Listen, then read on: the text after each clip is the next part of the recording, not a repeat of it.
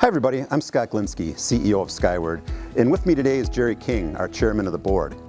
A couple of weeks ago it was brought to our attention that there was a real need for face shields in central Wisconsin.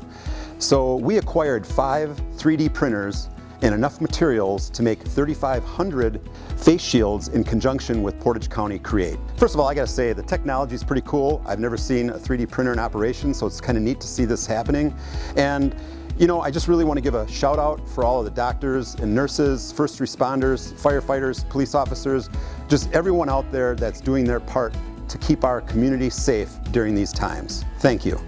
I think that it's great to see that such a community organization like Skyward is willing to step up in the case of this need and see that we needed something, and they came through with providing us with the face shields. They are a community-based organization and helping out everyone, and the one thing that I'll tell you is that we got our face shields, but they were able to give these for all first responder groups throughout Portage County. They are really taking care of the organizations that their people live in and their employees are living in.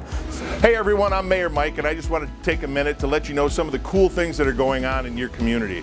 Most people maybe haven't heard of Create or the Idea Center, and it's here in the old Weber Tackle building, and they have taken a significant role in what they're doing here in the community since this COVID-19 thing. They have, as you can see behind me, a bank of printers, 3D printing face shields, and they're donating them. They cost about $3 to make, and they're donating them to those who need them through our emergency management process.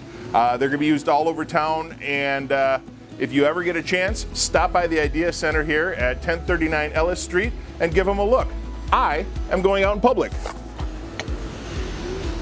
I just wanted, to say thank you again to all of my friends in public service, the ones who brought to our attention the need that they really did have, and Chris and Barry at Create Portage County, along with all the people at home printing masks, helping them deliver masks to medical departments, police, firefighters. It's just really been a fantastic thing to be a part of.